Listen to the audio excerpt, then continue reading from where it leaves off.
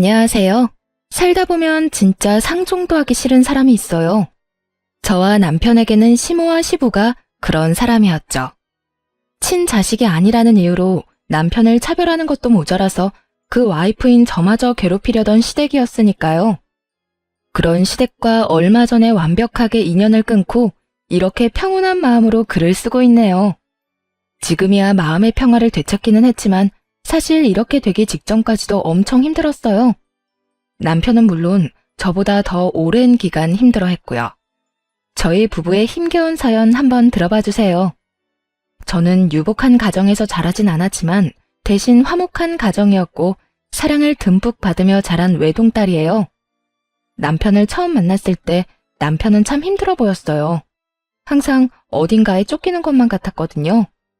대기업을 다니던 남편은 회사에서도 쫓기는 것처럼 일했고 집에서도 편히 쉬지 못하고 내내 밖으로 돌아다니더라고요.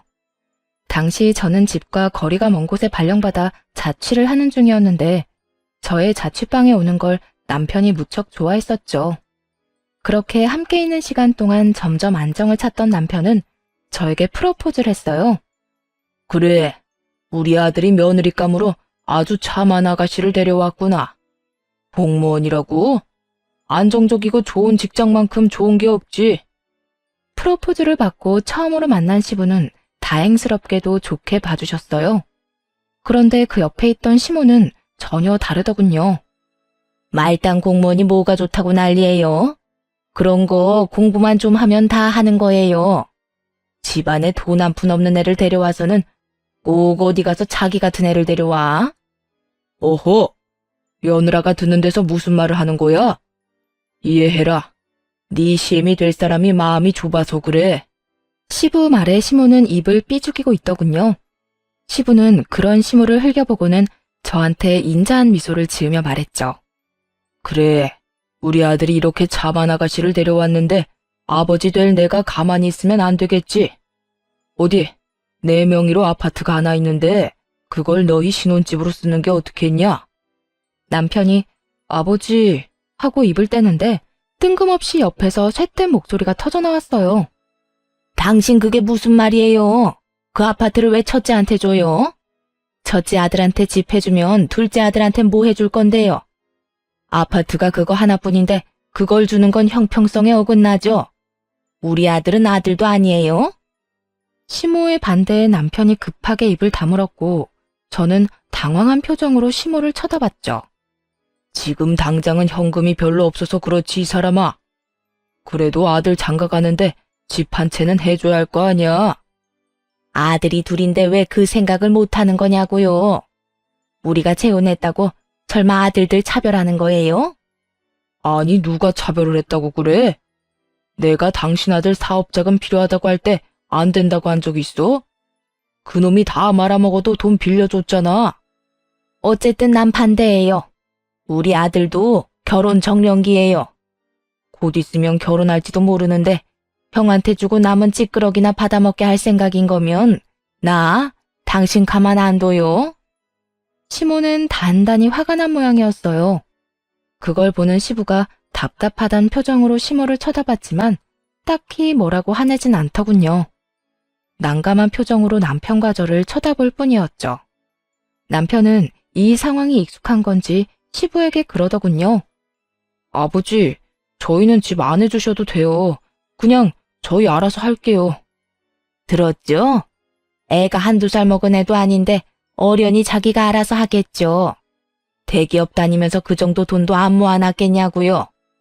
그래도 아들이 결혼하는데 아버지가 돼서 어떻게 아무것도 안 해줄 수가 있겠소. 그러면 일단 내 수중에 꺼낼 수 있는 돈은 1억 정도 있으니까 그걸 보태주마. 그래도 괜찮겠소? 예, 아버지. 아버지 편한 대로 하세요. 전 괜찮아요. 남편은 뭐라도 상관없다는 표정이었어요. 그렇게 저희는 결혼할 때 1억을 지원받아 집을 해결하기로 했어요. 다행이라면 저와 남편이 돈을 좀 모아놔서 대출을 많이 받지 않아도 집을 마련할 수 있었다는 점이었죠. 이 상황을 옆에서 지켜보며 남편이 왜 그렇게 집안에서 겉돌았는지 눈치를 어느 정도 챘어요. 남편만이 그 집에서 겉돌고 있더라고요. 어느 누구도 남편에게 친애의 정을 보이는 사람이 없었어요. 시모 눈치나 보는 시부, 둘째 아들만 감싸고 도는 시모, 형에게 과도한 열등감을 품고 있는 시동생까지. 정말 이 집에서 정을 못 붙일 수밖에 없었구나 하는 생각이 들었죠. 그래서 이 사람에게 최대한 마음의 안식처가 되어줘야겠다고 생각하게 되었기도 했고요. 그런데 결혼을 하고 나서는 남편을 향했던 시모의 가시가 저한테 향하는 걸 느꼈어요. 처음에는 기분 탓인가 싶었는데 그게 아니더라고요. 명확하게 저를 노리고 있었죠. 너희 시아버지가 너한테 오냐오냐 한다고 기고만장하지 말아라. 그거 다 겉으로 보여주기 식이야. 공무원 며느리가 밥 먹여줘? 그저 허영허식이 아주 쩔어서는. 시모의 말 때문에 시부가 저를 그리 좋아하지 않나 생각하기도 했는데 그렇지는 않더라고요.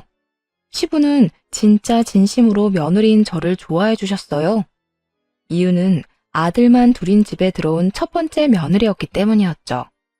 게다가 시부가 좋아하는 직종을 가졌으니 더했고요.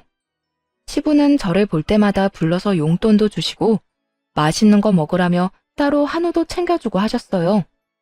그런데 그걸 옆에서 보는 시모는 정말로 눈에 쌍심지를 켜고 그걸 막으려고 하더군요.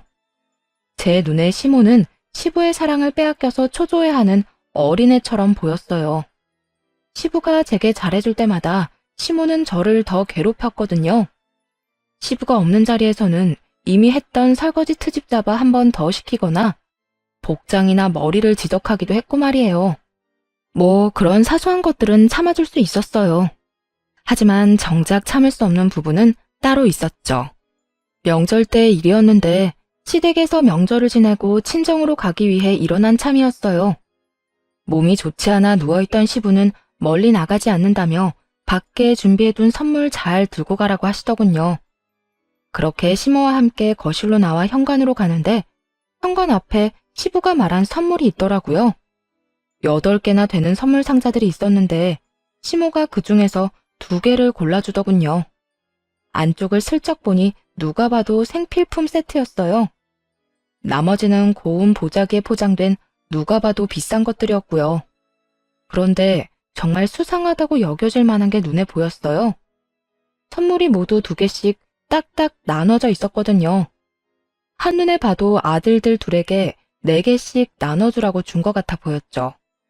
나머지는 산삼에 자연산 송이, 한우 같은 것들이었는데 그 비싼 것들은 다 놔두고 시모가 생필품만 챙겨주더군요. 처음에는 시부가 그것만 주라고 했나 보다 싶었어요. 그래서 빈정이 상하긴 해도 별말 안 했죠. 미안해. 장인 장모님한테 드릴 선물은 내가 따로 준비했어. 남편 말에 저는 의아한 표정으로 남편에게 물어봤어요. 당신이 왜 그걸 따로 준비해? 우리가 같이 준비한 선물 있잖아. 아니, 아버지가 주신 거. 사실은 아버지 의도는 아닐 거거든. 어머니가 내 건 항상 저렇게 중간에서 가로채서 동생한테 줘서 아마 이번에도 예전처럼 행동하신 걸 거야. 내가 미리 사과할게. 그리고 왠지 그럴 것 같아서 선물도 하나 더 사놨고. 뭐? 여태까지 계속 당신이 그런 취급당했다고? 아버님은 계속 모르시고? 그거 이야기해야 하는 거 아니야? 이야기해봐야 아버지한테 안 먹혀. 내가 저번에 이야기했지만 우리 부모님 재혼 부부거든. 그것도 불륜으로 만나서 열렬히 사랑해서 재혼한 케이스. 그래서 그런지 어머니 말이라면 아주 똥으로 매주를 만든데도 믿는 신용이라도 하는 사람인 거지. 아들보다 여자가 더 중요한 사람이라. 제가 생각한 것과는 딴판인 시부의 모습에 솔직히 당황했어요. 남편은 그간 시부에게도 시모에게도 상처를 많이 받은 모양이더라고요. 그렇다고 이렇게 넘어갈 수는 없었어요. 게다가 이게 시모 단독으로 벌인 일이라면 시부도 알아야 하는 게 맞잖아요. 시부가 알고도 별다른 액션을 취하지 않는다면 그냥 그뿐인 걸로 끝내더라도 말이에요. 그렇게 명절이 끝나고 며칠 뒤 주말에 친정엄마가 시댁에 전해주라고 한 선물은 차에 두고 제가 새로 산 생필품 세트를 2개 들고 시댁으로 찾아갔어요. 남편이 왜 장모님한테 받은 선물을 안 가져가냐고 묻길래 일단 따라오라고만 했죠. 그렇게 들어가서 시부를 만나고 생필품 세트 2개를 전해드리며 시부에게 웃으며 말했어요. 아버님, 이번 명절에 아버님이 보내주신 명절 선물 세트 너무 감사했다고 비슷한 거 보내셨어요. 하면서 명절 선물 세트를 건넸어요. 그랬더니 시모가 그런 저를 보며 비웃으며 그러더군요. 이거 봐요. 없는 집안의 딸 며느리로 데려오니 명절에 이런 선물만 주고 성의가 없네 성의가. 비웃는 시모를 보며 저는 싱긋 웃으며 시부에게 말했죠. 어머님, 그런데 저희가 몇만 원짜리 명절 선물 세트에 몇십만 원짜리 선물을 보내면 받는 사람도 준 사람도 당황스럽지 않을까요? 솔직히 저희 어머니가 그 전에 챙긴 선물이 있긴 한데 아버님이 주신 선물 보고 그거 줘도 될까 고민을 많이 하셨거든요. 그 이야기에 시부가 순간 미간을 찌푸리더군요. 그게 무슨 소리냐? 내가 자연산 송이에 한우, 산삼까지 준비해서 보냈는데 명절 선물 세트만 달랑 갔어? 전 잘 몰라요, 아버님. 그냥 어머님이 그날 현관에서 저한테 주시는 대로 받아왔거든요. 혹시 무슨 문제 있으시면 어머님한테 여쭤보시는 게 빠를 것 같아요. 그 말에 시모의 얼굴이 똥 씹은 표정이 되더군요. 이런 식으로 반격할 거라고는 상상도 못한 얼굴이었죠. 당신, 이게 무슨 소리야? 내가 사돈댁 드리라고 준비한 선물은 다 어쨌어? 선물요? 난 분명히 줬는데 너희가 못 받은 거 아니니? 전 받은 적 없고 남편도 받은 적 없대요. 그런데 이상하네요. 남편도 명절에는 이렇게 명절 선물 세트만 계속 받았다고 해서 이번에도 그런 거라 생각했거든요. 첫 번째 타격에 이은 두 번째 타격을 맞은 시모가 동공지진을 일으키며 저를 쳐다보더군요. 뭐? 당신 설마 이제껏 내 아들한테 줄 선물까지 안 줬던 거야? 이 사람이 그거 다 어쨌어? 어? 여보, 그러니까 어디 손댈 게 없어서 사돈댁 가는 선물에 손을 대? 내가 당신 돈 쓰는 거 뭐라고 한 적 있어? 집에서 놀고 먹으며 돈 쓴다고 뭐라 한 적 있냐고? 당신 등 따시고 배부르니까 다른 사람 것까지 탐내는 거야? 다시 다 가져와. 그거 어디다 갖다 줬어? 그때 시모에게 전화가 왔어요. 참 절묘한 타이밍이었죠. 게다가 시모의 아들인 둘째 아들이었죠. 시모는 살았다는 표정을 지으며 전화를 받았어요. 바보같이 그것도 스피커폰으로 말이죠. 아들, 엄마야. 무슨 일로 전화했어? 좋은 소식을 들고 전화한 거라고 생각한 모양인데 그 뒤에 들려온 시동생의 말에 거기 있던 사람 모두 얼어붙었어요. 엄마, 이번에 엄마가 준 산삼이랑 자연산 송이 더 없어? 그거 되파니까 돈 엄청 되던데? 2세트씩 4개 다 팔아서 용돈 많이 벌었거든. 더 있으면 좀 갖다 줘. 그 말에 시부 얼굴이 완전 시뻘겋게 터질 것처럼 변하더군요. 피가 머리로 몰렸는지 완전 화가 잔뜩 나 보였어요. 시모는 그 이야기 듣자마자 전화기를 뚝 끊어버렸어요. 그러고는 시부 눈치를 봤죠. 여보, 그게...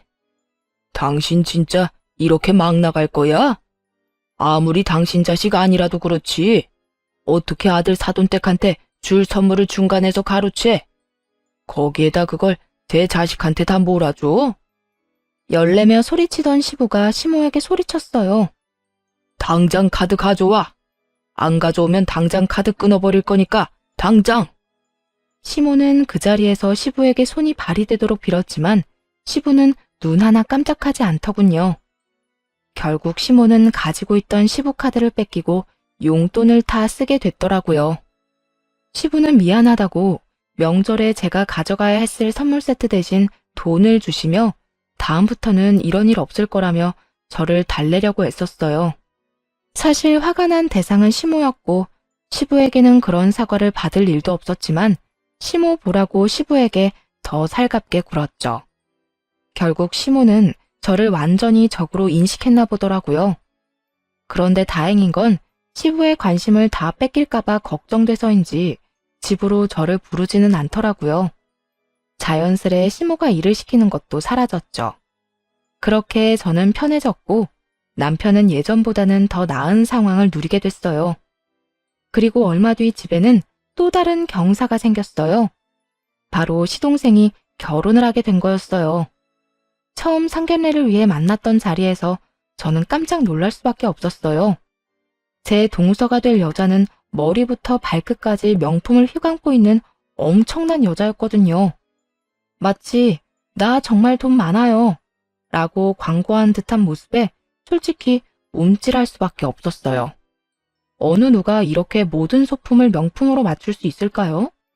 솔직하게 말해서는 어른들 보러 나오는 자리에 명품을 휘감고 온 것이 그리 좋게 보이지만은 않았어요. 제가 보수적인 것도 있지만 보통 결혼이라는 것이 상대방과 맞춰서 해야 하는데 시댁이 그 정도로 부자는 아니었거든요. 그렇지만 시동생이 하고 있는 꼴을 보니 또 그렇지만은 않다는 생각도 했네요. 시동생도 똑같이 명품으로 휘감고 있었거든요. 명품 좋아하는 사람들끼리 만났으니 잘 됐다 싶기도 했죠. 그런데 시모는 둘째 며느리 될 여자를 보더니 너무너무 좋았는지 입이 귀에 걸리셨더라고요. 둘째 며느리가 돈 많다고 우리 집도 기죽으면 안 된다며 둘째 결혼 때 힘 좀 쓰라고 아주 옆에서 난리였죠.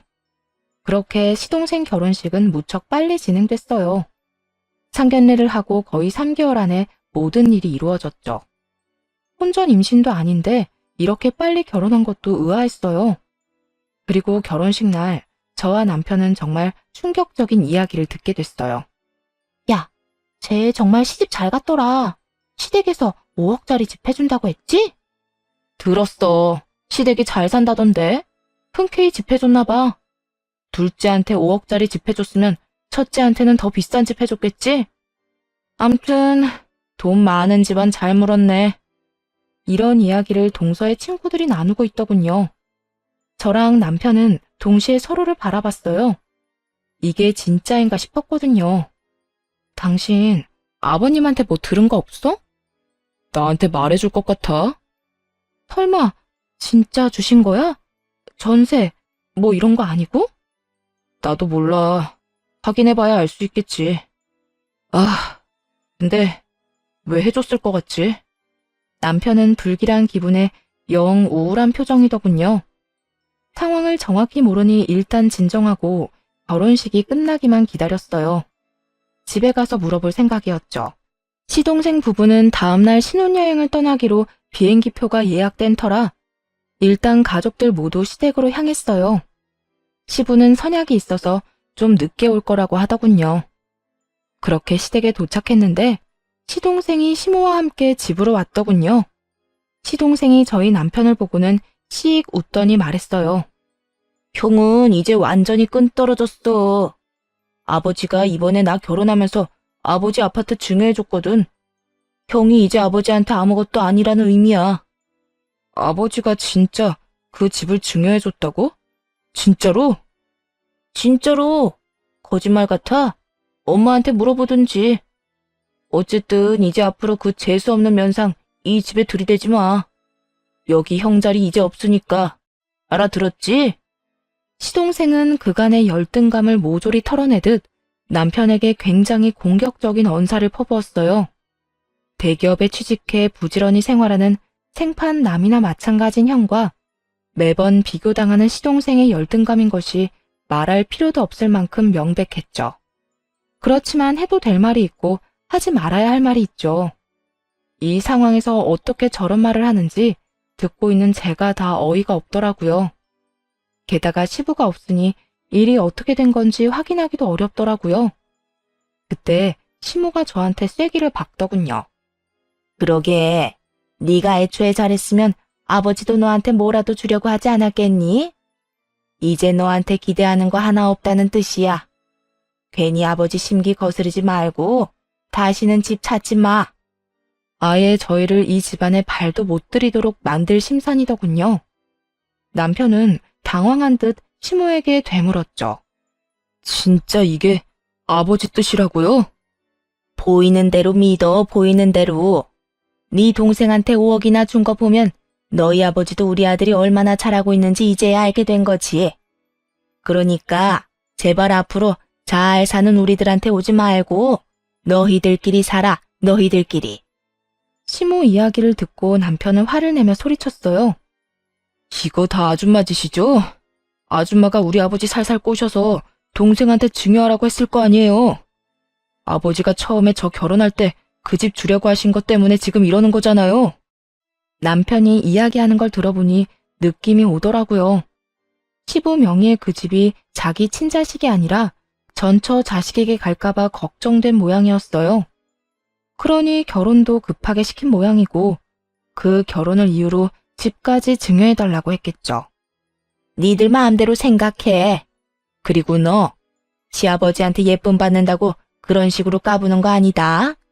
그러다 큰 코 다치는 수가 있어. 그런데 그때 시부가 문을 콱 열며 들어오면서 소리치더군요. 왜 이렇게 시끄러워? 아, 여보, 오셨어요? 얘네들이 저한테 당신이 둘째한테 5억짜리 집 증여해준 거 진짜냐고 캐묻더라고요. 아니 그 집이 마치 자기 것처럼 그렇게 얘기하는데 내가 어이가 없어서 큰 소리 좀 냈어요. 그 집을 우리 집처럼 생각한 적 없었어요. 그렇게 말한 적도 없었고요. 다만 두 아들에 대한 시부의 차별이 너무 심하다고 생각할 뿐이었죠.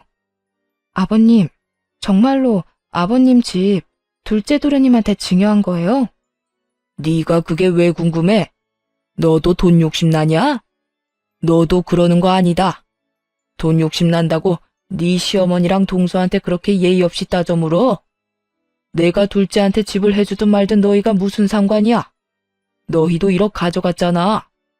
제가 어머님이랑 동서한테 예의 없이 굴었다고요?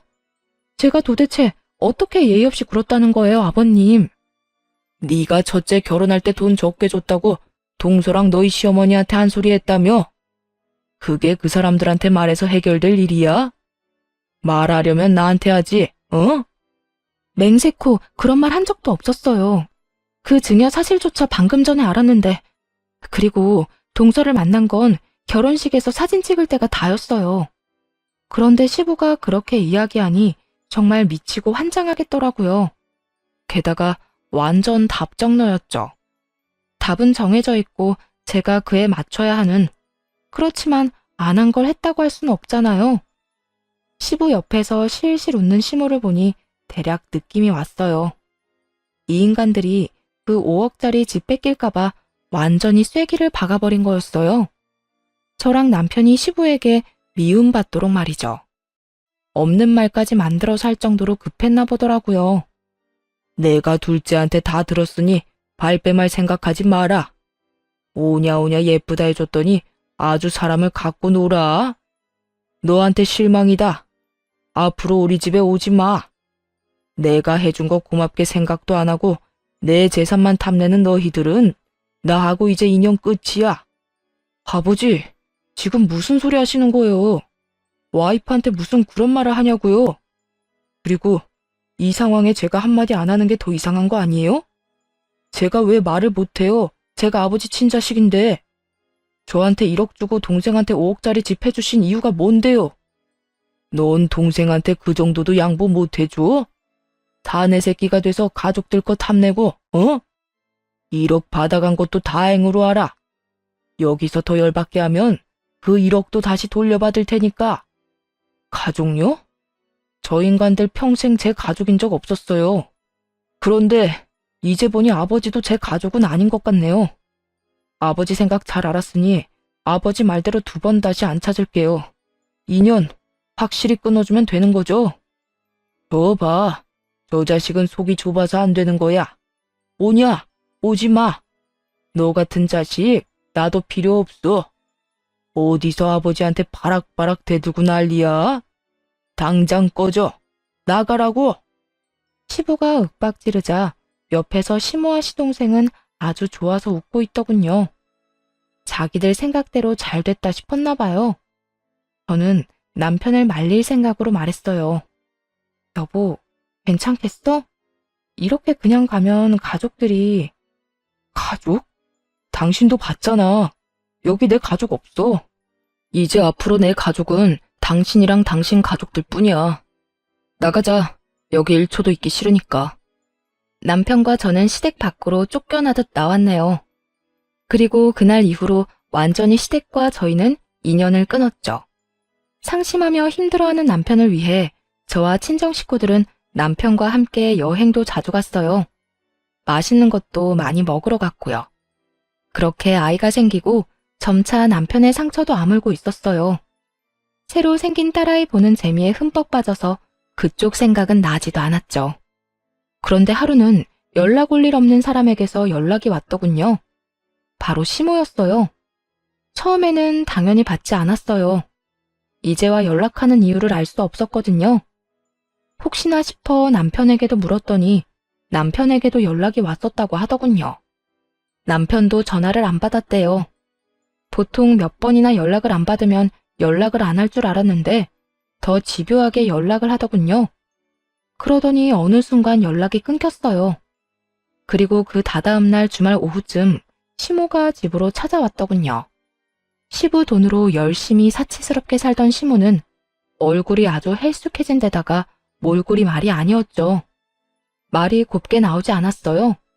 솔직히 그렇잖아요.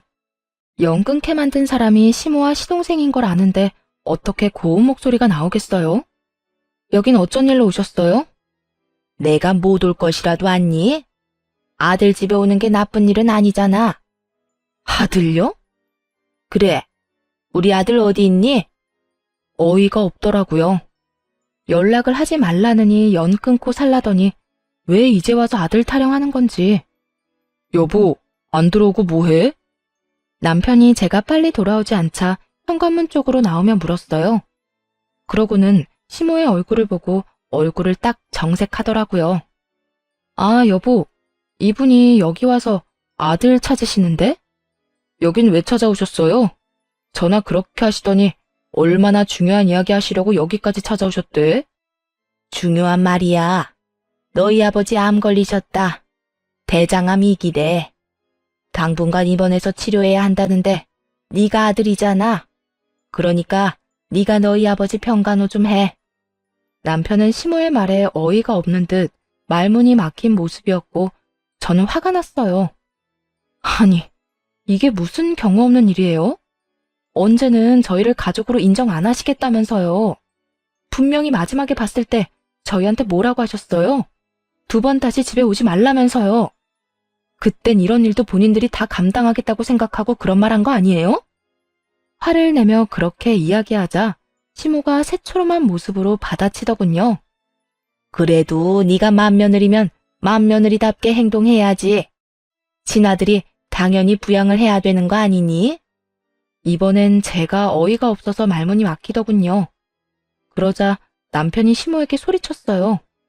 의붓자식보다 못한 친아들 어디에다 쓰게요? 분명히 필요 없다고 말씀하셨고 저도 동의했어요. 저희 사이 인연 끊는 걸로. 그러니까 여기서 이렇게 귀찮게 굴지 마시고 본인들이 알아서 하세요. 본인들 가족끼리. 강경한 남편의 모습에 시모가 깜짝 놀라더군요. 현관문을 닫으려는 남편을 억지로 말리며 시모가 다급하게 말했어요. 그러면 한 번만 집에 가서 너희 아버지 얼굴 보고 가. 그래도 아버지 아프다는데 얼굴은 한번 봐야 되는 거 아니니? 너 이만큼 키워주신 분이야. 그것까지 없던 일이 되는 건 아니지 않니? 남편은 갈등하고 있는 모습이었어요. 하긴 암에 걸렸다니 한번 가보긴 가봐야 할 것 같더라고요. 인연을 끊었다고 해서 천륜이 끊어지는 건 아닌지라 남편도 마음이 좀 약해진 모양이었어요. 딱 한 번이에요. 얼굴만 보고 갈 테니까 잠깐 기다리세요. 그것뿐이었는데도 시모는 굉장히 좋아하더군요. 저도 남편과 함께 정말 오랜만에 시부를 보러 병원으로 방문하게 됐어요. 거의 2년 만이었죠. 병실에 들어가니 시부가 앉아 있었고 저희 얼굴을 보고는 슬그머니 고개를 돌리시더군요. 본 척도 안 하고 인사도 안 하더라고요. 시모가 2사람 사이에서 부산스럽게 움직이며 그러더군요. 여보, 당신 아들 왔어요. 예, 너도 멀뚱멀뚱 서 있지 말고 어서 앉아. 이것 좀 봐라. 네 아버지 이렇게 말라 비틀어져서 네 아버지 불쌍하지도 않니? 시모는 저희의 동정심을 자극하려고 아주 노력하고 있었어요. 솔직히 들을 가치도 없다고 생각했지만 제 부모님은 아니니 일단 시모의 헛소리를 듣고 있었고요. 시모는 점입 가경이었죠. 당신도 이제 걱정 말아요. 당신 아들이 이제 왔잖아요. 장남. 맏며느리랑 장남이 당신 잘 보살펴 줄 거야. 또 튀어나온 그 말에 남편이 코웃음을 치며 말했어요. 우리더러 자식도 아니라고 한 사람이 아버지예요. 어머님은 그 일에 한몫하셨고요. 그런데 왜 우리가 아버지를 보살펴요? 친아들보다 아끼는 둘째 아들은 어디 가고 두 분만 계세요? 걔들 없으면 우리도 아무것도 안 할 거니까 지금 당장 불러와요. 남편은 당장 시동생과 동서를 불러오라고 딱 잘라 말했어요. 동생네 없으면 지금 당장 가겠다고 으름장을 놓자 시모가 그제야 시동생에게 전화를 했어요. 시동생은 신드렁한 표정으로 느긋하게 병원으로 들어오더군요. 바쁜 사람은 왜 불러? 아버지 왜 안 모시냐? 네 일 아니야? 이게 왜 내 일이야? 형이 친아들이잖아. 그러면 친아들이 아버지 데려가는 게 맞는 말이지. 친아들이고 가짜 아들이고 뭐가 중요해? 받은 만큼 하면 되지. 네가 받은 5억, 딱 그만큼 아버지 책임져. 네가 그만큼 하면 난 아버지한테 받은 1억만큼 책임질게. 그게 공평하다고 생각하지 않아? 친아들보다 증여 많이 받아갔잖아. 형, 우리가 증여 좀 받아갔다고 아버지 재산이 없는 게 아니잖아.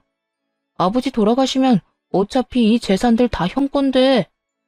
말은 똑바로 해. 너랑 어머니도 돈 받는 거거든? 나한테 아버지 모시게 하려면 5억 받은 거 토해내. 그거 아버지한테 돌려주면 내가 그 돈으로 아버지 모실게. 그걸로 수발들 때 드는 인건비며 병원비며 노동비까지 해야 하지 않겠어? 줬다 뺏는 게 어딨어. 형 것도 아닌데. 그리고 이미 그 돈은 없어. 형이 아무리 원해도 못 주지. 누가 나한테 달래? 아버지한테 돌려주라고. 아니면 집을 팔아서라도 가져와. 아니면 그 집을 다시 아버지한테 돌려주던가. 그 집이 아직 있을 것 같아? 벌써 팔아서 사업 미천으로 썼지. 그 이야기에 조용히 있던 시부가 깜짝 놀라더군요. 뭐라고? 그 집이 어떤 집인데 그걸 팔아서 사업 미천으로 써? 너 얼마 전에 사업도 망하지 않았어? 내가 그거 줄 때 절대로 사업하지 말라고 했잖아. 아버지, 제가 할 줄 아는 게 그것뿐인데 그럼 어떡해요? 게다가 경기가 안 좋아서 계속 적자가 나는 게 제 잘못은 아니죠. 그럼 다른 일을 찾아봤어야지. 넌 장사에 소질 없다고 내가 몇 번이나 말했지. 그걸 안 지켜서 지금 그 집을 날렸다고? 내가 너한테 그 집 줄 때 너 뭐라고 그랬어? 날 더 잘 모시겠다고 하더니 지금 이게 잘 모시는 거야?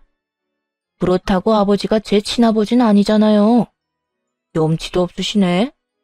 친아들 있으면서 데려온 자식한테 수발받고 싶어요? 그리고 나도 바빠요. 바빠서 못하는 걸 어쩌라고요? 집을 팔아버린 일은 시부와 상의가 된 일은 아니었는지 시부가 이 사실을 알고 불처럼 화를 내더군요. 게다가 시모는 중간에서 안절부절 못하고 있었어요. 그래서 형 불러왔잖아요. 형한테 해달라고 하면 되지. 왜 핏줄도 아닌 사람한테 부양을 하라고 난리야? 그럼 넌 아버지 부양도 안 할 거면서 증여로 왜 5억짜리 집을 받아갔어? 책임을 안 질 거면 받지를 말았어야지. 아버지가 바보도 아니고 아무 조건 없이 줬겠어? 남편 말에 시부모와 시동생이 갑자기 입을 꾹 다물더군요. 하긴 뭔가 해주기로 한 게 있었으니 그 5억짜리 집을 줬겠죠. 내친 김에 남편이 시부에게 물었어요. 아버지, 말해보세요. 5억 집 증여해줄 때 뭐 해달라고 하셨는데요? 그 말에 시부가 아닌 시모가 대답하더군요. 여보, 아무 말 하지 마요. 말하지 마. 네, 말하지 마세요. 저희도 듣고 싶은 생각 없어요. 저희는 부양 의무 모두 포기하겠으니 법적 부인이신 어머님이 다 알아서 하시고 책임도 다 지세요. 남편은 더 이상 할 말 없다는 듯 자리에서 일어섰어요. 그러자 시모가 당황한 표정으로 따라 일어서더니 말하더군요. 얘, 이렇게 가면 어떡하니?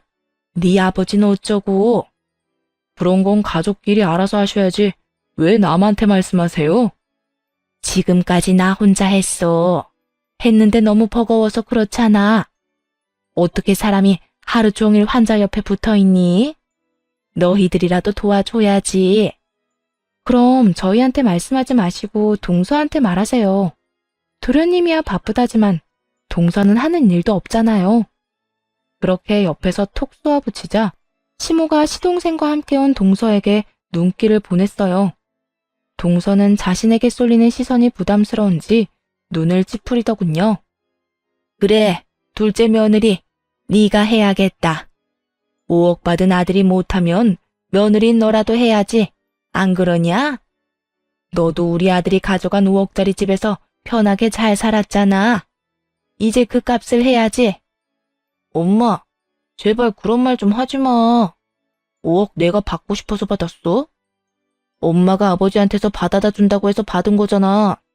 그래놓고 왜 우리한테 생색인데? 그리고 난 저 아저씨를 우리 아버지로 절대 생각 안 해. 살면서 형이랑 얼마나 비교를 당했는데? 그게 괘씸해서라도 병간호 절대 못해. 남편은 시동생 말에 그저 어이없다는 듯 웃더라고요. 그간의 비교에 피해를 입은 쪽은 단연 남편이었음에도 자기가 피해자라는 식으로 말하는 동생을 보며 정말 어이가 없었나 봐요. 그리고 우리가 온 뒤로 조용히 우리 말만 듣고 있던 시부는 시동생 이야기에 깜짝 놀란 표정이더군요. 시동생이 저런 식으로 생각하는지 전혀 모르는 눈치였어요. 하긴 돈 많고 몸 건강했을 때야 간이며 쓸개며 다 빼줄 것처럼 했지만 지금은 시부에게 남은 게 얼마 없으니 눈치 볼 필요도 없이 자기 생각한 대로 짓거리는 거죠. 아마 이게 진심이었을 거예요. 결국 5억짜리 집을 줄 정도로 애틋하게 생각한 둘째 아들의 머릿속에 저딴 생각이 그득한 걸 듣고는 시부 표정은 완전 무너지더군요. 그걸 불쌍하다고 여겨야 할지 자업자득이라고 해야 할지 참 애매하더라고요. 시동생과 시모는 아예 시부는 생각도 않고 서로 싸움을 벌이기 시작했고요. 그럼 돈이라도 내. 네가 가져간 돈이 얼만지 알기나 해? 그 돈이라도 줘야 간병인이라도 부르지. 엄마, 내가 돈이 어디 있어? 돈 없으면 네 마누라한테라도 빌려. 부자라며. 맨날 집에서 놀고 먹는데도 매번 명품만 두르고 다니잖아. 우리 와이프 부자 아니야. 아, 내가 아버지한테, 아니, 아저씨한테 받은 돈으로 와이프한테 명품 사준 거라고. 그러니까 우리한테서 돈 받을 생각 꿈도 꾸지 마. 시모는 충격을 받은 듯 얼어붙었어요. 부자 며느리라고 좋아하더니 사실은 아들 돈으로 부자 흉내만 내던 여자라는 걸 알게 된 거죠. 너 설마 그 사업한다고 받은 돈을 네 마누라 치장하는데 다 쓴 거야? 정말로 그런 거냐고? 내가 그 돈을 어디다 쓰든 그게 뭔 상관인데. 그리고 사업하면서 돈 없는 티 내면 얼마나 웃겨 보이는 줄 알아? 이게 다 품위 유지비야, 품위 유지비. 얼토당토 않은 말을 짓거리는 시동생을 보며 속으로 한참을 웃었네요. 명품을 두른다고 명품이 되는 게 아닌데 자기 돈도 아니고 의붓아버지 돈으로 부자 흉내를 내는 사람이 둘이나 여기 있더군요. 너 그러면 진짜 한 푼도 없어? 내가 돈 많이 모아두라고 했잖아. 그것도 없어? 네, 없어요. 나한테 아무것도 없으니 기대하지 마, 엄마. 그리고 수발도 안 들 거니까 엄마가 다 알아서 해. 이제 아들한테서 졸업할 나이 지났잖아. 여태껏 자기 입에 떠먹여주던 시모에게 쿨하게 이별을 고한 시동생은 동서를 데리고 나가버렸어요. 시모가 쫓아가며 이야기 아직 안 끝났다며 붙잡으려 했지만 시동생은 매몰차게 친엄마까지 버리고 나갔죠. 결국 시동생도 사라지고 시모가 다시 돌아왔을 때 저희도 나가겠다고 했어요. 난 수발 못 들어. 이렇게는 못 산다고. 알아서 하세요. 저는 상관 안 합니다. 그렇게 저와 남편은 자리에서 일어나 밖으로 나왔어요. 시모가 쫓아오며 난리쳤지만 모두 거절했고요. 시모를 떼어놓고 집으로 돌아왔죠. 그리고 약 한 달하고 보름 뒤 시부에게서 연락이 왔어요. 아들, 애비랑 이야기 좀 하자. 내가 다 잘못했어. 두발 들라고 안 할 테니까 와서 이야기만 듣고 가. 저희는 이제 상관 안 한다고 말씀드렸잖아요. 내가 그 인간들을 몰랐어. 네 동생 아니지? 그 여자아들이 우리 집에서 돈 되는 물건들 다 들고 나갔을 때도 참았다. 그런데 그 여자도 집 세놓고 전세금 들고 튀려고 했지 뭐냐. 내가 그 전에 카드 정지하고 통장이며 비밀번호 다 바꿨더니 그제야 찾아와 손이 발이 되도록 빌더구나. 그 망할 옆에 내가. 말 들어보니 집안 꼴이 아주 콩가루가 다 됐더군요. 시모는 아들보다 한 발 늦게 도망칠 준비를 하다가 각성한 시부에게 제대로 혼쭐이 났나 보더라고요. 씩씩대며 말하는 시부에게 남편이 한숨을 내쉬며 말했어요. 그래서 어쩌시게요? 다 정리됐으니 다시 돌아오라고요? 매몰차게 친자식 버릴 때 저희 이야기도 좀 듣지 그랬어요. 저희가 돈에 환장한다고 믿어놓고 이제 와서 전화해서 무슨 말을 하시려는 건데요? 미안하다. 나는 정말로 그 여자 말대로 너희가 그런 말을 한 줄 알았어. 그 집은 어차피 너희 거라고 이야기하고 다녔다고 해서 나는 괘씸한 마음에 그렇게 했는데 전부 다 그 여자 계획이었는지 내가 어떻게 알았겠니? 후회가 너무 늦으시네요, 아버지. 친자식이랑 인연 끊으려고 했을 때 우리 이야기도 들어줬으면 지금 이렇게 후회하는 일은 없으셨겠죠. 5억 증여? 걔한테 줘도 상관없었어요. 어차피 아버지한테 그런 거 바란 적도 없고 그렇게 해줄 거라 기대도 안 했으니까. 그런데 그 상황에서 제 와이프까지 의심하는 건 좀 아니었잖아요. 미안하다. 다 내 잘못이다. 나는 그동안 그 여자 말이 다 사실인 줄 알았어. 그러니까요. 아버지한테 저희는 그 정도 존재밖에 안 되잖아요.